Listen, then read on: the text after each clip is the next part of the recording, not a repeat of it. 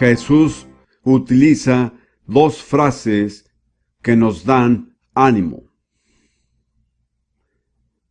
Cita el libro de Salmos y dice: si llamó dioses a aquellos a quienes vino, la palabra de Dios y la Escritura no puede ser quebrantada. De modo que en este versículo de Juan 10:35, Jesús decidió usar dos títulos para la Biblia que la mayoría de los creyentes ha usado desde entonces: la palabra de Dios y la Escritura. Sin embargo, no significan lo mismo. Cuando Jesús llama la Biblia la palabra de Dios, quiere decir que vino de Dios, que es un mensaje directo de Dios. Vino por medio de muchos canales diferentes, escrita por muchos escritores diferentes, pero la fuente de todo lo que está en la Biblia fue original de Dios. Es la palabra de Dios, es el mensaje de Dios, es el que Él quiere darnos a conocer. En cambio, la palabra escritura quiere decir literalmente lo que está escrito. Y esa es una limitación. Dios ha hablado muchas palabras que no están en la Biblia. Pero en la Biblia están las palabras que Dios decidió poner por escrito para nuestro beneficio. Y que debemos recordar siempre que todo lo que está en la Biblia procura el bien del hombre. Contiene todo lo que necesitamos saber para encontrar el mejor camino en la vida y emprender un viaje seguro por este mundo hasta llegar a la eternidad con Dios.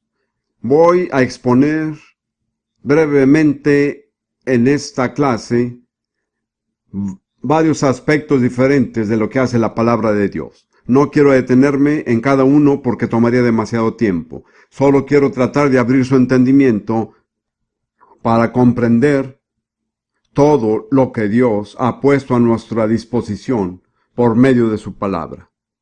Esto es algo muy real para mí personalmente debido a mi propio trasfondo. Me nombraron profesor asistente de una cátedra en el King's College en Cambridge, en filosofía antigua y moderna. De modo que mi profesión era filósofo. Era filósofo porque buscaba las respuestas a los problemas de la vida. En realidad quería encontrar el significado y el propósito de la vida. No sé por qué exactamente, pero yo creía que había nacido con esta pregunta en mi interior. ¿Cuál es el significado de la vida? Antes de ser un adolescente ya estaba buscando la respuesta. Bien, asistí con regularidad a la iglesia en Gran Bretaña durante 10 años porque las escuelas a las que pertenecía nos exigían asistir a la capilla. Y aunque a mí me impresionaba lo que oía de la Biblia, no sentía que el cristianismo, tal como lo había visto, tuviera la respuesta. Así que cuando fui a la Universidad de Cambridge y ya no tenía que ir a la capilla todos los días, decidí que ya había cumplido con mi cuota de iglesia en mis primeros años y me alegraba que se hubiera terminado. Iba a buscar el significado de la vida en otra parte. Y para mí el lugar natural donde buscar parecía ser la filosofía. Me volví un estudiante aplicado en la investigación y con el tiempo llegué a ser profesor de filosofía. Aunque fui muy exitoso en mi carrera académica, no había encontrado la respuesta. Y luego estalló la Segunda Guerra Mundial y me di cuenta de que el ejército británico iba a enrolarme y quién sabe dónde iba a terminar. En el ejército no se puede llevar mucho equipaje, tiene que llevar todo en una bolsa larga, negra y redonda llamada macuto. Entonces mi gran problema, que no era el problema de la mayoría de los soldados, pero el mío sí, era ¿qué voy a llevar para leer? Al final concluí que había un libro, el más leído en el mundo, el más influyente en la historia de la humanidad por encima de todos. De cierto modo es un libro de filosofía, y me dije que no sabía mucho acerca del contenido de ese libro. ¿Sabe qué libro tenía en mente? La Biblia. Y mi estimación fue absolutamente correcta. Sin duda, es el libro más influyente en toda la historia de la humanidad. Me pregunto si alguien puede considerarse una persona educada si realmente no sabe nada acerca de la Biblia. Así que me compré una hermosa Biblia negra, nueva. Era inconcebible para mí que una Biblia fuera de otro color. Mi imagen de la religión era en esencia negra. Me pregunté cómo se lee la Biblia. Me dije que debía empezarse por el principio y leerse hasta el final. Entonces, en mi primera noche con el ejército, empecé a leer en Génesis 1:1. Suscité un gran revuelo en mi dormitorio. Había 24 soldados, y cuando me veían leer la Biblia, todos empezaban a susurrar. Creo que se sentían un poco avergonzados.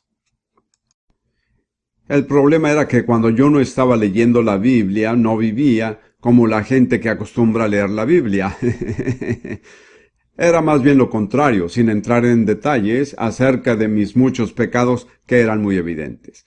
De modo que ahí estaba, leyendo la Biblia, viviendo una vida impía, y la Biblia fue el primer libro que me topaba al que no le encontraba ni pies ni cabeza.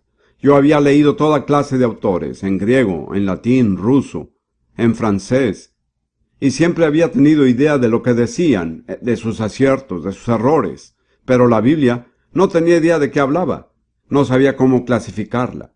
¿Era poesía? ¿Era historia? ¿Mitología? ¿O era filosofía? No parecía encajar en ninguna categoría. Pues bien, después de unos 9 meses, el autor de la Biblia se me reveló maravillosamente una noche en un cuartel del ejército, acerca de la medianoche. El Señor Jesucristo se reveló a sí mismo en mi vida, de tal manera que desde aquella noche hasta la fecha hay 2 cosas de las que nunca he dudado. Primero, que Jesús está vivo, y segundo, que la Biblia es un libro verdadero, relevante y de actualidad. En el instante en que encontré a Jesús, la Biblia cobró todo el sentido. No fue un largo periodo de lucha, sino de un día a otro. Esa es mi experiencia personal y mi trasfondo. Por eso estimo tanto la Biblia, y en los años que siguieron, casi 50 años desde aquel día, he tenido el privilegio de estudiar la Biblia, de compartirla y enseñarla a miles de personas, de muy diversos orígenes raciales, religiosos y de diferentes culturas. Y he descubierto que la Biblia es el único libro que conozco que habla a toda persona, de toda nación, de toda cultura. Así que no me avergüenzo de la Biblia. Nunca me disculpo por creer en la Biblia. Creo que los cristianos no deberían disculparse por su fe en la Biblia. No tienen que sentirse inferiores intelectualmente. Después de todo, yo era un filósofo profesional, y he estudiado toda clase de teorías acerca del origen del hombre y el origen del universo, toda clase de cosas. Pero tengo que decir que, en mi juicio, la Biblia es el libro más lógico que haya estudiado. Su lógica es perfecta. Si quiero un ejemplo de lógica perfecta, debería leer la Epístola de los Romanos. En mi opinión, es una obra maestra. Ninguna pluma de hombre ha escrito algo que iguale la lógica y la perfección de la Epístola de Pablo a los Romanos. De modo que si usted es estudiante o quien quiera que sea, no se sienta inferior por decir que cree en la Biblia. No es una señal de inferioridad, sino de buen juicio. Ahora permítame empezar el tema de lo que la Biblia hará por usted. En primer lugar, me gustaría presentar algunas afirmaciones generales acerca de las Escrituras. El Salmo 33, versículo 6, dice lo siguiente: Por la palabra de Jehová fueron hechos los cielos, y todo el ejército de ellos por el aliento de su boca. Cuando encontramos la palabra aliento, el término hebreo en realidad es espíritu, porque es la imagen del Espíritu de Dios que viene con su palabra. Cuando Él habló su palabra, su espíritu vino junto con ella, tal como cuando yo hablo una palabra y mi aliento acompaña la palabra. Y esto nos revela cómo todo el mundo creado llegó a existir. No es complicado. Vino por la palabra del Señor y el espíritu de su boca. Estos son los 2 agentes de Dios en toda la creación. Si lee el relato de la creación en Génesis, verá con qué exactitud concuerda. Este es un pensamiento asombroso que quiero que usted se grabe. Cuando usted lee la Biblia y la asimila y deja que ella haga su obra en usted, todo el poder creativo del Dios Todopoderoso está obrando en usted. Porque Dios no usó nada aparte de su palabra y su espíritu para crear el universo. Y la misma palabra, el mismo espíritu, están a nuestra disposición cuando leemos la Biblia. Entonces nunca ponga límite a lo que la Biblia puede hacer en su vida. Salga, mire las estrellas, mire el sol, mire los océanos, mire las montañas. El tremendo poder creativo de Dios manifestado. Y luego diga para sí, los mismos agentes que crearon todas esas cosas están obrando en mí cuando leo la Biblia. Y más adelante en el Nuevo Testamento, en Primera de Tesalonicenses 2, versículo 13, Pablo escribe a la iglesia en Tesalónica, que era una iglesia joven que se había formado recientemente. Y él recuerda cuán poderoso había sido el efecto de su ministerio allí, y da gracias a Dios por esos cristianos. Y esto es lo que les dice a ellos. Por lo cual también nosotros, sin cesar, damos gracias a Dios de que cuando recibiste la palabra de Dios, que oíste de nosotros, la recibiste no como palabra de hombres, sino según es en verdad la palabra de Dios, la cual actúa en vosotros los creyentes.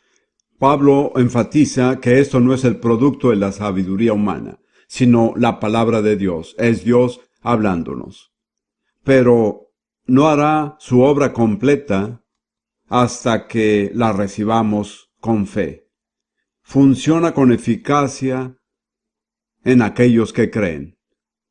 La incredulidad anula el efecto de la palabra de Dios, pero si abrimos nuestros corazones en fe, si la creemos, obra poderosamente. Y lo que voy a hacer esta noche es describirles algunos de los efectos que produce la palabra de Dios cuando la reciben con fe. Enseguida en la epístola a los Hebreos, el autor tiene sin duda algo que agregar también. En primer lugar, habla acerca de Israel, el pueblo de Dios, en el Antiguo Testamento, de cómo fueron sacados de Egipto de forma sobrenatural mediante señales y prodigios. No obstante, por incredulidad nunca entraron en la tierra que Dios les había prometido. Y el escritor de la epístola comenta acerca de esto en Hebreos 4, versículo 2, y dice acerca de Israel, porque también a nosotros se nos ha anunciado la buena nueva como a ellos. Pero no les aprovechó el oír la palabra, por no ir acompañada de fe en los que la oyeron. De manera que ellos oyeron la palabra de Dios, pero no produjo en ellos lo que Dios había dispuesto. No trajo los resultados de las bendiciones, porque no fue acompañada de fe. Solo cuando se mezcla con fe, produce en nosotros lo que Dios quiere. Pero le contaré brevemente, más adelante, cómo, si carece de fe, usted puede obtenerla. No se desespere. Si usted está aquí esta noche y dice que le gustaría recibir la palabra de Dios con fe, pero no sabe si realmente tiene fe, una de las maravillas acerca de la palabra de Dios es que ella produce fe. Veremos esto más adelante. He aquí otro concepto general acerca de la palabra de Dios en Hebreos 4, versículo 12. Hebreos 4, 12. Porque la palabra de Dios es viva y eficaz, y más cortante que toda espada de dos filos, y penetra hasta partir el alma y el espíritu, las coyunturas y los tuétanos, y discierne los pensamientos y las intenciones del corazón. Qué tremenda lista de datos acerca de la palabra de Dios. Está viva, no muerta. Es poderosa. Es más cortante que toda espada de dos filos, o en lenguaje moderno, es más cortante que cualquier bisturí de cirujano. Puede penetrar donde ningún bisturí logra llegar. Puede separar las coyunturas de los tuétanos. Es más reveladora que cualquier examen psiquiátrico. Es capaz de separar lo más íntimo de nuestro ser, el espíritu y el alma. Después, el autor afirma que discierne los pensamientos y las intenciones del corazón. Recuerdo que alguien dijo: tenga presente que cuando usted lee su Biblia también lo está leyendo a usted. Y en cierto sentido tenemos que acercarnos a la Biblia con asombro, porque va a sacar a la luz aquello que hay en nosotros que ni siquiera sabíamos que estaba ahí. Dios siempre lo hace en su misericordia.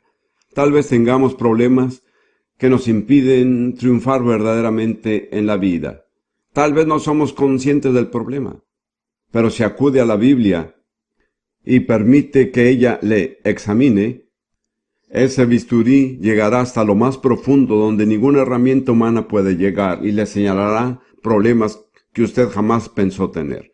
Por ejemplo, si somos honestos, la mayoría de nosotros tenemos un problema con el orgullo, pero muchos de nosotros no estamos conscientes de tenerlo. Pero si dedica tiempo a la Biblia, tarde o temprano empezará a descubrir esa raíz oculta de orgullo en su vida que tiene que tratarse antes de que Dios pueda realmente bendecirlo como Él quiere. Ahora quiero hablar acerca de una serie de resultados específicos que produce la Biblia.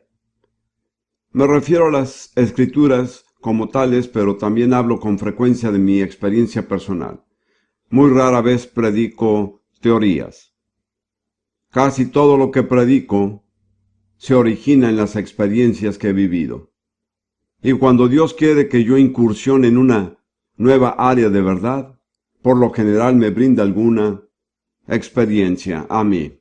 Me conduce a alguna situación que me confronta con la verdad. Entonces, como digo, no es una teoría lo que le estoy comunicando este día. Lo primero que quiero decir acerca de la Biblia y que ya he mencionado indirectamente es que si usted no tiene fe, puede obtenerla. Este es un pasaje clave de las Escrituras en mi propia vida, Romanos 10, versículo 17.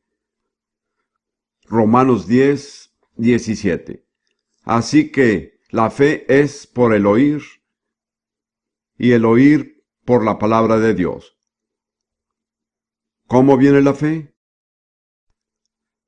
Por el oír. ¿Oír qué? La palabra de Dios. He estudiado este versículo y permítame decirle por qué es tan real para mí. Después de haber conocido al Señor y de ser bautizado en el Espíritu Santo y estando aún en el ejército, fui enviado al Medio Oriente. Pasé 3 años en los desiertos del norte de África. Durante ese tiempo me enfermé de algo que los doctores fueron incapaces de curar. De esta manera pasé 1 año entero en un hospital. Y estando allí en una cama, conocí a Dios, fui bautizado en el Espíritu Santo y leía mi Biblia. Pero seguía diciéndome: yo sé que si tuviera fe, Dios me sanaría. Pero la siguiente afirmación era siempre: pero no tengo fe. Y con esto quiero decir que yo estaba en lo que Juan Bunyan denomina en el progreso del peregrino, el amplio, profundo y oscuro valle de la desesperación. Y no tenía salida de ese valle. Así que pasé allí semanas y semanas en esta actitud de depresión y desesperanza. Entonces, un rayo de luz resplandeciente brilló en la oscuridad, proveniente de Romanos 10:17. Así que la fe viene. Y cuando leí la palabra viene, lo entendí. Pero si no tengo fe, puedo conseguirla, porque ella viene. Nadie tiene que seguir viviendo sin fe, si se cumple con los requisitos. ¿Cuáles son los requisitos? La fe viene por el oír, y el oír por la palabra de Dios. Yo veo 2 etapas en esto, y hablo realmente de mi experiencia. Cuando usted abre la palabra de Dios, cuando la lee, cuando medita en ella, y ocupa el primer lugar en su vida, entonces viene el oír. Oír es una clase de actitud en la cual usted está totalmente inmerso con Dios, todo lo demás queda fuera. Y si usted sigue oyendo, la fe viene, de modo que es un proceso, no ocurre instantáneamente. Primero está la palabra de Dios, usted la oye, le presta atención, abre su corazón y su mente, se expone a ella, y a partir del oír se desarrolla la fe. Como ve, si usted es de esas personas que lee la Biblia 5 minutos al día, es probable que se desarrolle muy poca fe en su vida, porque exige tiempo. Pero lo vale. A los cristianos del hemisferio oeste les digo, y no sé cómo funciona en esta parte del mundo, aunque creo que no es muy diferente, digo que si realmente quiere llegar a ser un gigante espiritual, solo hay dos cosas que necesita intercambiar en su vida. Cambiar una por la otra. Por supuesto que no se aplica a todos. Pero las dos cosas que tiene que intercambiar es la cantidad de tiempo que pasa con su Biblia y la cantidad de tiempo que pasa frente a la televisión.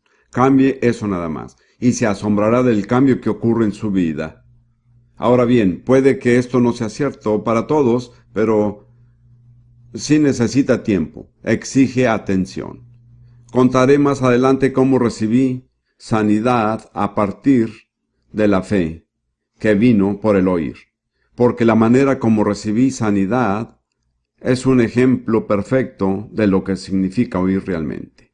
El siguiente resultado de la palabra de Dios que produce la fe es lo que llamo el nuevo hombre. En una clase anterior enseñé acerca de estas dos personas, el nuevo hombre y el viejo. El nuevo hombre es lo que se produce en nuestras vidas cuando recibimos la palabra de Dios con fe y ella produce la vida de Jesucristo en nuestro interior. El viejo hombre es lo que somos aparte de Dios. Así que el nuevo hombre es producto de la palabra de Dios.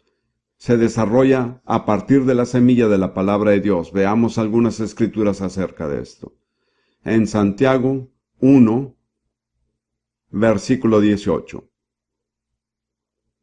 Esto dice Santiago acerca de los creyentes en Jesucristo. Santiago 1:18. Habla acerca de Dios. Él, de su voluntad, nos hizo nacer por la palabra de verdad, para que seamos primicias de sus criaturas. Como sabrá, el nuevo nacimiento no empieza con usted, sino con Dios, de su voluntad. Él nos hizo nacer por la palabra de verdad que recibimos en nuestros corazones. En Juan 1:13, esto dice Juan acerca de los que nacen de nuevo, los cuales no son engendrados de sangre, ni de voluntad de carne, ni de voluntad de varón, sino de Dios. El nuevo nacimiento empieza con la voluntad de Dios, no con nuestra voluntad. Tenemos que comprender eso claramente. Somos creyentes porque así Dios lo quiso. Luego tenemos que responder a la voluntad de Dios, pero la motivación inicial viene de Dios, de su voluntad. Él nos hizo nacer por la palabra de verdad. Y luego, en Primera de Pedro 1, versículo 23, Pedro desarrolla este tema. Y dice que, siendo renacidos, no de simiente corruptible, sino de incorruptible, por la palabra de Dios que vive y permanece para siempre. De modo que la semilla que dio origen a esta nueva vida, a esta nueva persona, a este nuevo hombre, es la semilla de la palabra de Dios. Y es una semilla incorruptible. No se deteriora, nunca cambia, no está sujeta a la clase de cambios que afectan a las semillas que conocemos en el mundo natural. Y como ya lo dije y lo repito ahora, la naturaleza de la semilla determina la naturaleza de aquello que produce. Si usted siembra una semilla de manzana, tendrá una manzana y no una naranja. De esta manera, la naturaleza de la semilla de la palabra de Dios determina la vida que sale de ella. Si es una semilla incorruptible, entonces ¿qué clase de vida produce? Vida incorruptible, vida que no se deteriora. Es vida divina porque es semilla divina. Y luego, más adelante en el Nuevo Testamento, en Primera de Juan, capítulo 3 y versículo 9, hablando también acerca del nuevo nacimiento por la semilla de la palabra de Dios, Juan dice: todo aquel que es nacido de Dios no practica el pecado, porque la simiente de Dios permanece en él y no puede pecar, porque es nacido de Dios. Como ya señalé y no puedo entrar en muchos detalles, no se está refiriendo a un cristiano nacido de nuevo. Me pondré como ejemplo, para no ofender a alguien más. Yo nací de nuevo en 1941. Fue muy real, muy poderoso, y aún lo es hasta hoy. Pero eso no significa que nunca he pecado desde 1941. Desearía que fuera cierto, pero no lo es. No significa que no puedo pecar. De hecho, soy muy consciente de que solo si tengo cuidado y oro, seré guardado de pecar. Sin embargo, en mí nació una naturaleza, una persona, un nuevo hombre que no puede pecar. Puesto que ha nacido de semilla incorruptible, es una persona incorruptible. Hay otra naturaleza con la que tengo que lidiar que se llama el viejo hombre, lo que yo era antes de venir a Cristo. El viejo hombre no puede dejar de pecar. Esa es la esencia de su naturaleza, es un rebelde. Entonces, cuando somos cristianos nacidos de nuevo, la clase de vida que llevamos dependerá de la naturaleza que nos controla.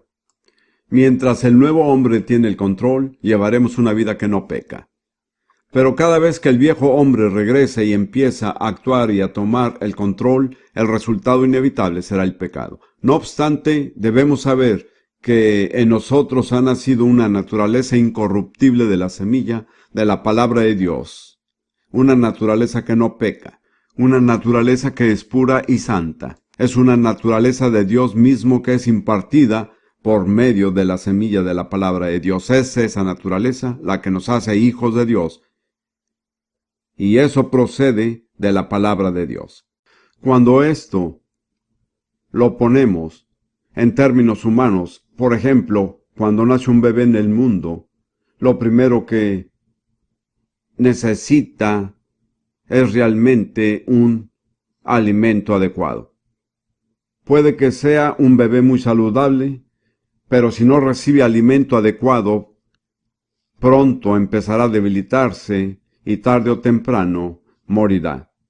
Lo mismo sucede con el cristiano nacido de nuevo. Cuando usted nace de nuevo, tiene en su interior una nueva naturaleza, una nueva persona, en usted que pide alimentos a gritos. Ya sabe, cuando los bebés no reciben alimentos, ¿sabe lo que hacen? Lloran. Y hay algo dentro del cristiano nacido de nuevo que empieza a llorar si no recibe alimento. Lo maravilloso acerca de la palabra de Dios no solo es la semilla que produce nuestra vida, sino el alimento que nutre la nueva vida. Y las Escrituras lo dicen claramente. Bien, ahora volvamos a Primera de Pedro. En el primer capítulo, él habla acerca de nacer de nuevo, de semilla incorruptible. Luego continúa en el capítulo, y en el capítulo 2 empieza con un pues. Tal vez me ha oído decir, y si no, lo oirá en este momento. Cuando en la Biblia usted encuentra un pues, tiene que investigar qué función cumple la expresión, y este pues se refiere al nuevo nacimiento, ¿lo ve? Esto sucede cuando usted nace de nuevo. Desechando pues toda malicia, todo engaño, hipocresía, envidias y todas las detracciones, desear como niños recién nacidos la leche espiritual no adulterada, para que por ella crezcáis para salvación. Entonces, ¿cuál es el alimento para un hijo de Dios recién nacido? Es la leche espiritual pura de la palabra de Dios. Y si no brindamos a los cristianos nacidos de nuevo ese alimento, con toda seguridad perderán la nueva vida que recibieron. No hay nada más urgente cuando se nace de nuevo que aprender a alimentarse diariamente de la palabra de Dios. Y cuando se empieza, es leche. No puede dar a un bebé pan, mucho menos carne. Necesita algo de fácil digestión. De igual forma, cuando los cristianos nacen de nuevo, básicamente, no se les lleva al profeta Ezequiel o al libro de Eclesiastés. Puede que algunos cristianos puedan con esto, pero a los cristianos les digo, o cuando aconsejo a alguien a quien guío al Señor, les digo que lo primero que necesitan es alimento adecuado. Y en términos generales sugeriría que leyeran 3 libros del Nuevo Testamento en orden. Eso dependería del tipo de cultura y del trasfondo, pero en general yo diría que necesita leer el Evangelio de Juan, el libro de Hechos y la epístola a los Romanos. Tal vez sea demasiado para digerir para algunos, pero en general creo que el Evangelio de Juan es una excelente porción del Nuevo Testamento para empezar. Y luego, tarde o temprano tiene que entrar en Hechos, porque Hechos muestra cómo debía de funcionar la iglesia. Tenemos que reconocer que en muchos casos la iglesia dista mucho del modelo de Dios, pero Dios no ha cambiado en su modelo. Y luego Romanos, tal vez lo recomiendo particularmente por mi trasfondo filosófico, pero creo que hay un momento en que los cristianos necesitan entender las verdades prácticas de Romanos. La mayoría de comentaristas de la Biblia estarían de acuerdo en afirmar que si se quiere entender el Evangelio, hay que leer el libro de Romanos. No digo que sea fácil, pero vale la pena empezar. He enseñado mucho acerca de Romanos y nunca he sentido que lo he agotado. Cada vez que termino de enseñar sobre el libro pienso que hubiera deseado expresarlo mejor o de repente descubro cosas de las que no era consciente. Así que al ritmo que sea, el bebé cristiano recién nacido necesita la leche de la palabra de Dios. Digo a las personas como un ejemplo que si alguien es nacido de nuevo y estoy dando un consejo, digo que lo primero que necesitan es leer la Biblia, leerla diariamente. No la lea solamente los domingos, yo diría que cada mañana y cada noche. Así crecerá. En segundo lugar, con su lectura de la Biblia, empiece a aprender a orar. Suelo decir que cuando usted lee la Biblia es Dios quien le habla. Cuando usted ora, es usted quien le habla a Él. De modo que si usted junta la lectura de la Biblia con la oración, tiene comunión con Dios. Un tercer elemento que menciono a las personas, hay 4 elementos, pero el tercero es confesar su fe. Que otros sepan que usted cree en Jesús. No tiene que pararse en una esquina en la calle y predicar, pero de alguna manera Dios se asegurará de que usted esté frente a la oportunidad de contar a otros que cree en Jesús. Si usted no confiesa su fe, ésta se marchitará. La fe debe ser confesada. Y en cuarto lugar, recomiendo la comunión con otros cristianos. Los cristianos no prosperan de forma solitaria. Se necesitan mutuamente, necesitan estar en un lugar donde se proclama la palabra de Dios con regularidad. Necesitan tener oportunidades para adorar con otros cristianos. Entonces, veamos cómo resumimos esto. Porque estoy seguro de que muchos de ustedes han tenido o tendrán el privilegio de guiar a otros a Cristo. Yo sugeriría que estas son las 4 cosas que tiene que impartirles. Leer la Biblia, orar, que es hablar con Dios, no en un lenguaje religioso, sino con sencillez. Confesar su fe y buscar la comunión cristiana. Pero yo siempre pongo la lectura de la Biblia primero, porque si usted lee la Biblia con inteligencia, ella lo llevará a todo lo demás. La otra clase de alimento que las personas necesitan, o el alimento básico de la humanidad, al menos en el Medio Oriente, es el pan. La Biblia también provee pan. Lo digo por lo menos que en el Medio Oriente, porque en algunas culturas tal vez no es el pan, pero hay algo equivalente. Así es. Y usted recordará que cuando Jesús empezó su ministerio, Satanás lo tentó a realizar un milagro de convertir piedras en panes, y Jesús se negó. Y esta es la respuesta que dio en Mateo 4:4. Él dijo, escrito está, y está escrito en el libro de Deuteronomio, no solo de pan vivirá el hombre, sino de toda palabra que sale de la boca de Dios. Lo que él da a entender es que el pan es en lo natural, lo que la palabra de Dios es en lo espiritual. Equivale al pan. Es la base de la alimentación y la dieta de las personas. En muchos lugares del mundo las personas no pueden comprar muchas cosas, pero por lo general, donde el pan es el alimento básico, eso es lo primero que se compra. Jesús habla de toda palabra que sale de la boca de Dios. Es una relación vital. Como puede ver, no es simplemente leer un libro, sino oír a Dios hablarle a través de ese libro. Y muchos de nosotros podemos testificar que Dios sabe lo que necesitamos oír. Mi esposa Ruth y yo acostumbramos a leer la Biblia cada mañana antes de cualquier otra actividad. Nos gusta oír a Dios antes de ocuparnos con otras personas. Y por lo general terminamos el día leyendo la Biblia juntos. No podemos contar la cantidad de veces que el pasaje que leímos un día resultó diciéndonos lo que necesitábamos saber para ese día. Es como pan fresco. Como sabe, si guarda el pan por mucho tiempo se vuelve seco y duro. No deje pues que la palabra de Dios se vuelva seca y dura. Viva de pan fresco, pan que sale cada día de la boca de Dios. Luego viene un nivel avanzado de nutrición espiritual que la Biblia denomina alimento sólido. En la epístola a los Hebreos, el escritor habla al respecto.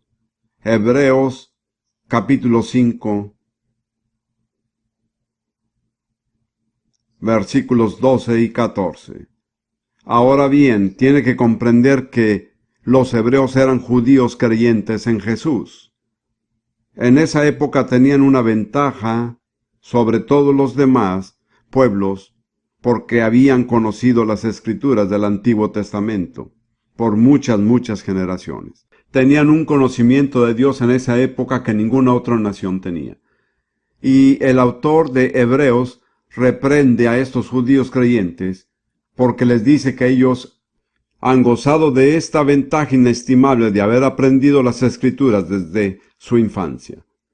Deberían estar en capacidad de enseñar a otras naciones y a otras personas, pero la verdad es que han sido tan perezosos con la palabra de Dios que no pueden hacerlo. Son apenas como bebés recién nacidos que necesitan leche, nunca han alcanzado el nivel de poder comer pan. Permítame leer estas palabras y enseguida comentarlas un poco más. Hebreos 5:12.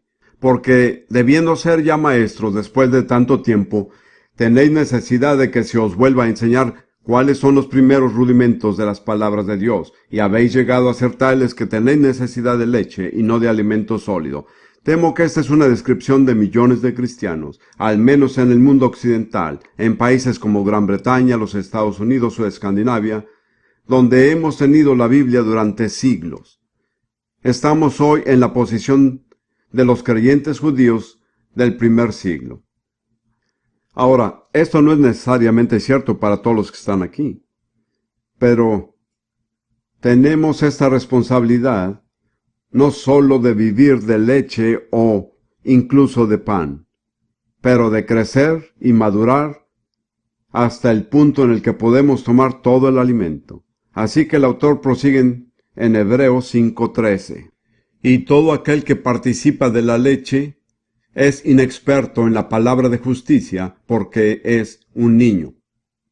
Así pues, su nivel de desarrollo espiritual no depende del número de años que ha sido cristiano, sino por la clase de alimento que consume.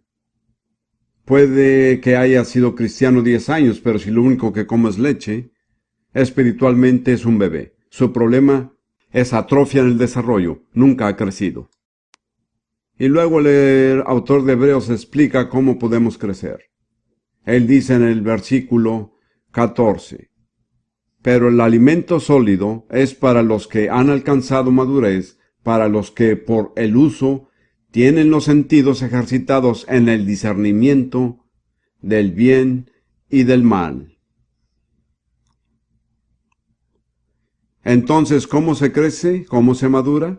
Es un asunto de práctica, de lectura cotidiana de la Biblia y de ponerla en práctica en las situaciones que confronta día a día, porque la Biblia arroja luz sobre toda situación, de modo que si usted vive realmente en la Biblia, cuando una nueva situación o un problema se desarrolla, ha adquirido entendimiento, comprende lo que es y sabe cómo manejarlo, y entre más sabe cómo manejarlo, más experimentado se vuelve. Nuevamente tengo que decir que me refiero a los cristianos que llamamos del Occidente. Podría llorar muchas veces cuando veo con qué facilidad son engañados. Hemos visto ejemplos muy publicados de ministerios muy conocidos que han explotado al pueblo de Dios, que han engañado al pueblo de Dios. El pueblo de Dios no debería caer en ese engaño, pero el problema es que no ejercitaron sus sentidos para discernir entre el bien y el mal. Se comían todo entero. Si el predicador gritaba bastante fuerte y hacía suficiente ruido, ellos pensaban que debía de ser Dios. Y no estoy contra los gritos. La Biblia manda gritar en muchas instancias. He descubierto que el Espíritu Santo no golpea a las personas. Si se siente presionado, deténgase y examine. Es muy probable que no sea el Espíritu Santo. No sé qué piensa usted de la música rock, pero para mí es una tortura. No me gusta tener mis sentidos bajo ese asalto constante. No creo que el Espíritu Santo nos trate de esa manera. ¿Ve a lo que me refiero? Tiene que ser sensible. Cultive la sensibilidad del Espíritu Santo. Mientras más se mueva y viva en la palabra de Dios, más podrá discernir. Así no podrán engañarlo y explotarlo. Es absolutamente esencial que los cristianos crezcan. Y la manera para crecer es desarrollarse hasta poder tomar alimento sólido. Bien, debemos avanzar. El efecto siguiente de la palabra de Dios que quiero mencionar es lo que yo llamo iluminación mental. Podríamos citar muchos pasajes, pero solo tomaré un versículo del Salmo 119. Salmo 119. Como bien sabe, este es el salmo más largo. Y cada versículo de ese salmo contiene alguna frase que describe la palabra de Dios. Hay alrededor de 8 frases diferentes, pero no hay un solo versículo en el Salmo 119 que no la contenga. El Salmo 119, versículo 130, dice esto, y se dirige a Dios. La exposición de tus palabras alumbra. Haz entender a los simples. Aquí habla de lo que hace la palabra de Dios en el área de nuestra mente. Alumbra y da entendimiento. Ahora bien, durante 5 años fui director de una universidad que entrenaba maestros para las escuelas africanas en Kenia. Y me vi confrontado a todo este asunto de cómo educar gente. Señalaba continuamente a mis estudiantes que es posible tener una educación y ser un necio. Educación no es sabiduría. No estoy en contra de la educación, es importante, es necesaria. Lo que quise decir a mis estudiantes es que la mayoría de los problemas del mundo son causados por necios educados. Creo que entre más piensa en ello, más se dará cuenta de lo cierto que es. Si no fueran educados, no serían capaces de causar daño. Hubo un presidente estadounidense al comienzo de este siglo que hablaba acerca de la gente que roba. Dijo que si un hombre no es educado, robará un vagón de ferrocarril. Pero Si se educa al mismo hombre, éste robará el ferrocarril entero. De modo que la educación no es luz. Lo sé porque yo mismo recibí una educación privilegiada y estaba en tinieblas. No sabía de dónde venía ni a dónde iba. No sabía cómo encontrar el camino correcto en la vida, pero cuando se trataba de tomar exámenes y escribir tesis podía tener éxito. Era educado, pero vivía en tinieblas. Y esta es la condición de millones de personas. Son educadas, pero necias. Educadas, pero no saben cómo andar por un camino recto en la vida. Usted verá que hay tantas personas educadas que terminan con problemas morales, físicas y mentales como las personas sin educación. Un escritor francés dijo, más o menos así, que hay más ebrios viejos que médicos viejos. Entonces, el hecho de que una persona tenga educación no garantiza una buena vida o éxito verdadero. La palabra de Dios alumbra, nos muestra dónde estamos, nos muestra nuestros verdaderos problemas y nos enseña las respuestas. Como ve, en el mundo natural nada reemplaza a la luz. Ninguna cosa en este mundo puede hacer lo que hace la luz. Vuelvo a pensar en mis estudiantes en África. Yo traté de inculcarles esto. Entonces, cuando estábamos en el salón de clases, yo decía, si este salón estuviera en total oscuridad, ¿cómo nos desharíamos de las tinieblas? Y entonces esperaba un poco y decía que abrieran todas las puertas y ventanas y dejar que el viento soplara las tinieblas. Ellos decían no. O tal vez debería enviarlos a traer escobas para barrer y sacar la oscuridad. Y ellos decían por supuesto que no. Y yo preguntaba, entonces, ¿qué hacemos para echar las tinieblas? Y algún estudiante decía que encendiéramos la luz. Eso es.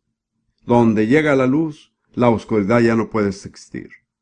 Abrir su corazón y su mente a la palabra de Dios es encender la luz en su mente.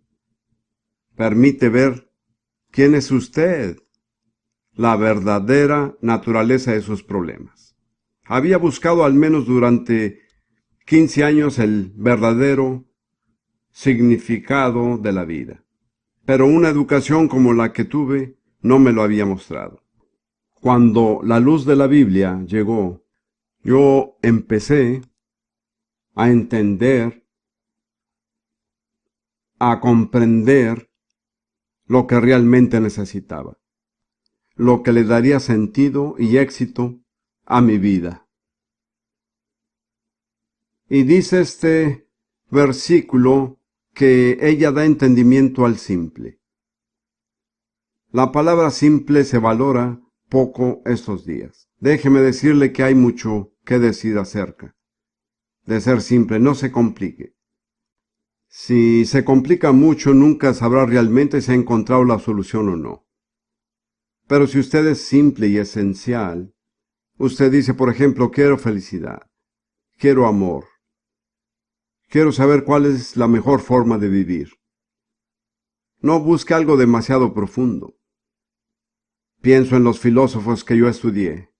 Me estremezco cuando pienso que el filósofo Immanuel Kant, un filósofo alemán, escribió frases que llenaron más de 2 páginas antes de ponerle punto final.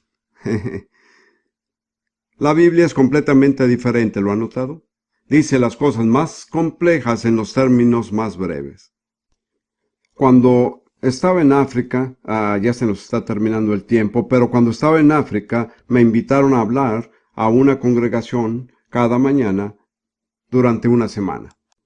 Tenía que conducir mi auto de regreso, así que una mañana decidí hablar sobre Primera de Pedro 2, versículo 24. 23, ¿no? 2.24. Primera de Pedro 2.24. En la versión Reina Valero dice, quien llevó él mismo refiriéndose a Jesús, nuestros pecados en su cuerpo sobre el madero, para que nosotros, estando muertos a los pecados, vivamos por la justicia. Pues bien, para mí este es el pensamiento más profundo, es el corazón mismo del Evangelio. Entonces, mientras conducía, empecé a decir, la mayoría de las personas a quienes voy a hablar son analfabetas, no pueden leer. Quizá ese mensaje sea demasiado profundo.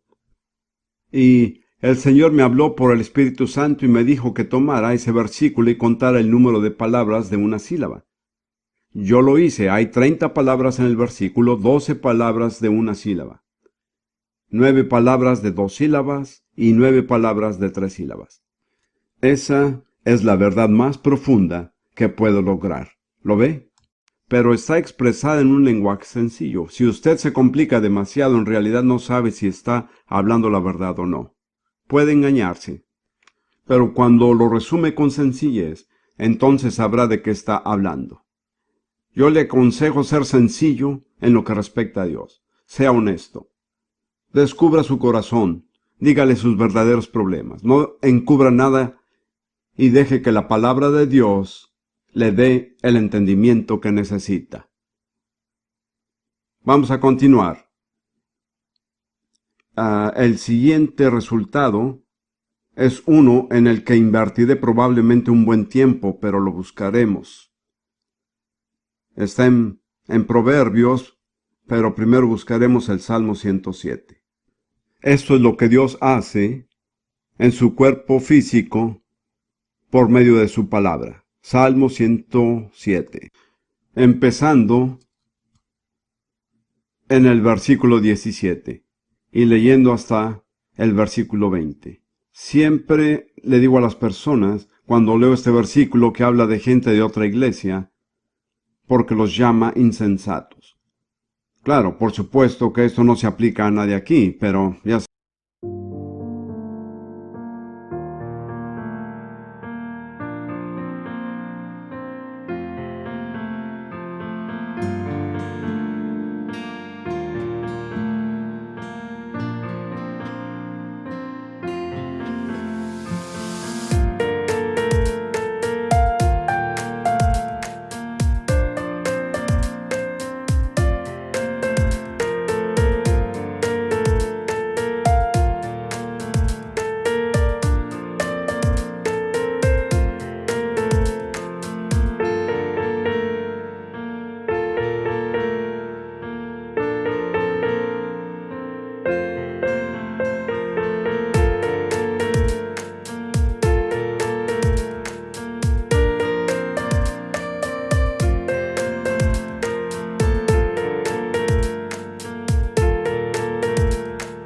sabe a gente en otras reuniones. Dice, fueron afligidos los insensatos a causa del camino de su rebelión y a causa de sus maldades. Su alma abominó todo alimento y llegaron hasta las puertas de la muerte. En otras palabras, ellos estaban, como se dice, a las puertas de la muerte. Habían agotado toda ayuda. Y el versículo 19 dice, pero clamaron a Jehová en su angustia, y los libró de sus aflicciones. Mi comentario al respecto es que algunas personas acuden a la oración demasiado tarde. Llegan al final del camino, están en las puertas de la muerte, nada puede ayudarlas y entonces claman al Señor. Pero Dios es tan misericordioso que aún así escucha. Así encontramos la respuesta de Dios en el versículo 20. Envió su palabra y los sanó y los libró de su ruina. ¿Cómo contestó Dios su clamor por sanidad? ¿Qué envió Él? Su palabra. ¿Entiende? Por medio de su palabra. Él proveyó sanidad para sus cuerpos físicos. Si mira los versículos 19 y 20, dice en estos dos versículos que Dios los salvó, los sanó y los libró. Estos son los tres grandes actos de la misericordia de Dios. Él salva del pecado, sana la enfermedad y libra del poder de Satanás. ¿Qué usa para hacerlo? ¿Qué es lo que le envía? Él envía su palabra para salvar, sanar y librar. Hay algunos de ustedes aquí que tienen algún problema físico. Tal vez dirían, me gustaría que el hermano Prince se detuviera y orara por mí. Quiero decirles que Dios lo está visitando ahora mismo. Él está enviando su palabra. Si puede apropiarse de ella, puede salir de esta reunión sanado, porque la palabra de Dios ha venido a usted. Ahora permítame volver al otro gran pasaje sobre la sanidad física que está en Proverbios capítulo 4, versículos 20, 21 y 22. Proverbios 4, del 20 al 22. Hijo mío, está atento a mis palabras, inclina tu oído a mis razones. No se aparten de tus ojos, guárdalas en medio de tu corazón. Dios habla acerca de sus palabras y sus dichos. Y luego dice en el versículo 22, porque son sus palabras y sus dichos vida a los que la hallan, y medicina a todo su cuerpo. ¿Qué significa a todo su cuerpo? Se refiere a la totalidad de nuestro cuerpo. Dios dice que sus palabras y sus dichos, si podemos encontrarlos, nos darán vida y sanidad total a todo nuestro cuerpo físico. Y una lectura alternativa en muchas Biblias de la palabra salud es medicina. Así que Dios ha provisto medicina o salud para todo nuestro cuerpo físico, en su conjunto. ¿Cómo lo ha provisto? Por medio de sus palabras y de sus dichos. Este es el pasaje que me sacó del hospital después de un año entero, cuando los médicos habían demostrado ser incapaces de brindar una cura. Yo estudié la Biblia por mí mismo y reflexioné, porque era un filósofo y tenía problemas especiales. Cada vez que leía acerca de la sanidad yo decía, sí, pero eso es la sanidad de mi alma. Dios realmente no está interesado en mi cuerpo. Pero cuando llegué a Proverbios 4:22 y hablaba de salud para todo su cuerpo, me dije, ni siquiera un filósofo puede hacer que el cuerpo significa alma o espíritu. Entonces me dije, voy a tomarlo así. Y decidí que lo tomaría como mi medicina. Yo era asistente médico, así que sabía cómo administrar medicinas. Me dije, voy a tomar la palabra de Dios como es mi medicina. Luego dije, ¿cómo se toma una medicina? La respuesta usual es 3 veces después de las comidas. Ahora, este es un ejemplo muy sencillo. Podría haber sido muy inteligente y seguir enfermo, pero fui sencillo y me sané. Entonces me dije, voy a tomar la palabra de Dios como mi medicina 3 veces al día después de las comidas, de modo que después de cada comida me apartaba, buscaba un lugar a solas, abría mi Biblia, inclinaba mi cabeza y decía, Dios, tú dijiste que estas palabras serán medicina para mí y para todo mi cuerpo. Las tomo como mi medicina ahora en el nombre de Jesús.